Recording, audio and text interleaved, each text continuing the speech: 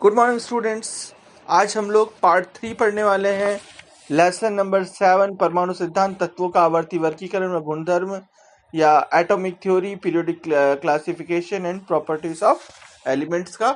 और आज हम लोग जो टॉपिक पढ़ने वाले हैं रदरफोर्ड का स्वर्ण पत्र प्रयोग यानी रदरफोर्ड गोल्ड फॉइल एक्सपेरिमेंट। और ये एक्सपेरिमेंट बहुत बार बोर्ड एग्जाम में पूछा जाता है, तो आपके एग्जाम के पॉइंट ऑफ व्यू से भी ये जो एग्जाम्पल है या आपका जो ये प्रयोग है वो बहुत ही इम्पोर्टेंट है स्टूडेंट्स आपके लिए। और अगर आपने हमारा चैनल सब्सक्राइब नहीं किया है तो प्लीज़ उसे जल्दी से सब्सक्राइब कर लें। और अगर आपको वीडियो अच्छा लगता है तो प्लीज़ आप उसे लाइक और शेयर करना ना भूलें, और एक अच्छा सा कमेंट ज़रूर करें वीडियो के अंत में देखने के बाद, और बेल आइकन को प्रेस करना ना भूलें। तो हम लोग शुरू कर रहे हैं स्टूडेंट्स रदरफोर्ड का स्वर्ण पत्र प्रयोग। तो अर्नेस्ट रदरफोर्ड तथा उनके शिष्यों ने सन 1911 में सोने की बहुत पतली झिल्ली पर अल्फा कणों की बमबारी का प्रयोग किया। इससे सोने की पतली झिल्ली पर उच्च ऊर्जा वाले अल्फा कणों की बमबारी की गई। इसकी आप जानते हैं स्टूडेंट्स की ये जो पतली सी झिल्ली ली गई थी इसकी मोटाई क्या रही होगी? तो ऐसा माना जाता है कि 10⁻⁻7 मीटर या 100 नैनोमीटर जो थी इसकी मोटाई थी हमारी इस फॉइल की। और झिल्ली के चारों तरफ जिंक सल्फाइड से लेपित वृत्ताकार पर्दा रखा गया, जिससे कि बमबारी के बाद अल्फा कण इस पर्दे से टकराकर फ्लैश उत्पन्न करता है और इस प्रकार अल्फा कण की दिशा ज्ञात हो जाती है। उससे पता चल जाता था कि अल्फा कण जो है वो किस दिशा में जा रहे हैं।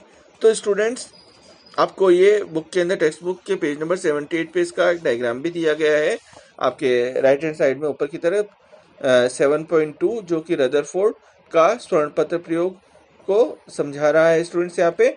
और सेकंड हम लोग देख रहे हैं कि उसमें स्वर्ण धातु के नाभिक द्वारा अल्फा कोणों का प्रकीर्णन किस प्रकार से हो रहा है।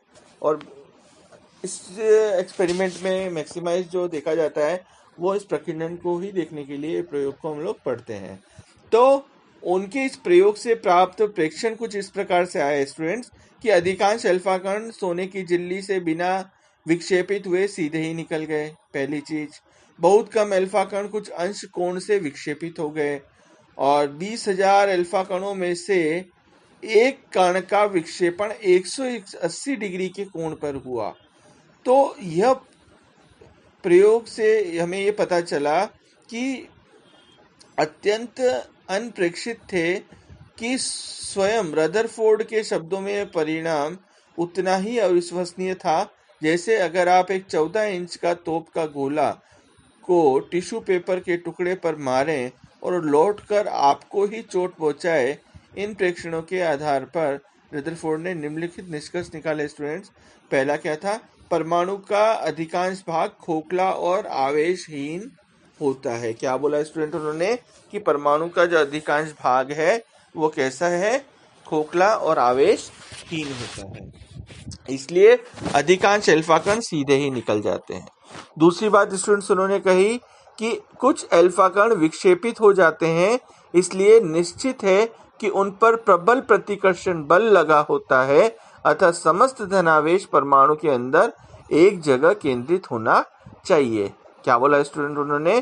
कि उन पर प्रबल प्रतिकर्षण बल लगा होता है। कैसा प्रतिकर्षण बल लगा होता है?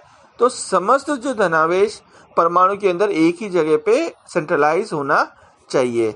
तीसरी बात स्टूडेंट उन्होंने क्या कही कि परमाणु में धनावेश का आयतन उसके कुल आयतन की तुलना में बहुत कम होता है, और इस धनावेशित आयतन को नाभिक कहा गया।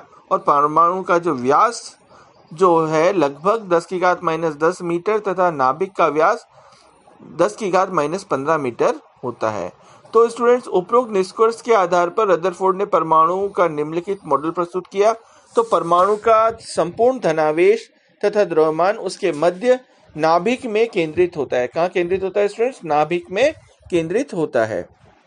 परमाणु का अधिकांश भाग रिक्त होता है, जिसमें चारों ओर इलेक्ट्रॉन वृत्ताकार पथों में तीव्र गति से घूमते हैं, और इन वृत्ताकार पथों को कक्षा कहते हैं। क्या बोलते हैं स्टूडेंट्स? इनको कक्षा या ऑर्बिट कहते हैं।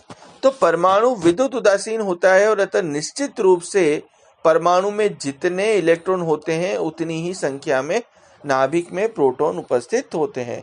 क्या बोला स्टूडेंट उसने कि परमाणु क्या है, विद्युत उदासीन होता है ना, न्यूट्रल होता है, और निश्चित रूप से परमाणु में जितने इलेक्ट्रॉन होते हैं उतने ही नाभिक में प्रोटॉन भी होते हैं।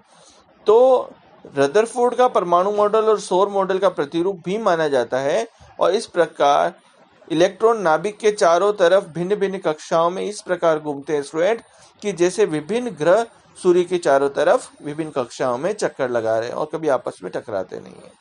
इस प्रकार यह मॉडल परमाणु संरचना की व्याख्या करने का मूलभूत आधार बना, परंतु कुछ तथ्यों को ये भी समझा नहीं पाया।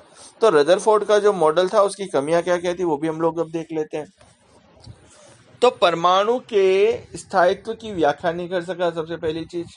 दूसरी बात, परमाणु की इलेक्ट्रॉन संरचना को स्पष्ट नहीं कर पाया, और मैक्सवेल के सिद्धांत के अनुसार वृत्ताकार घूमता हुआ इलेक्ट्रॉन विकिरण उत्सर्जित करेगा और जिससे उसकी ऊर्जा कम होती जाएगी, और इस प्रकार वह नाभिक के चारों ओर सर्पिलाकार गति करता हुआ अंततः उसमें घिर जाएगा। परंतु वास्तव में ऐसा होता ही नहीं है कि अब इलेक्ट्रॉन में जो परमाणु में जो इलेक्ट्रॉन है कंटिन्यूसली चक्कर लगा रहे हैं और अंत में जाके नाभिक में गिर गए, ऐसा तो नहीं होता। यह परमाणु के स्पेक्ट्रम तथा एक कक्षा में उपस्थित इलेक्ट्रॉन की संख्या एवं व्यवस्था को भी स्पष्ट नहीं कर पाया। तो स्टूडेंट अब हम लोग देख रहे हैं नील्स बोर ने भौतिक के क्वांटम सिद्धांत का उपयोग कर रदरफोर्ड मॉडल के दोषों को दूर करने का प्रयास किया। तो वो आएगा मेरा नेक्स्ट वीडियो के अंदर। तो स्टूडेंट्स, अगर आपको वीडियो अच्छा लगा है तो प्लीज़ आप उसे लाइक करें, शेयर करें, सब्सक्राइब जरूर करें और एक अच्छा सा कमेंट जरूर करें। Thank you for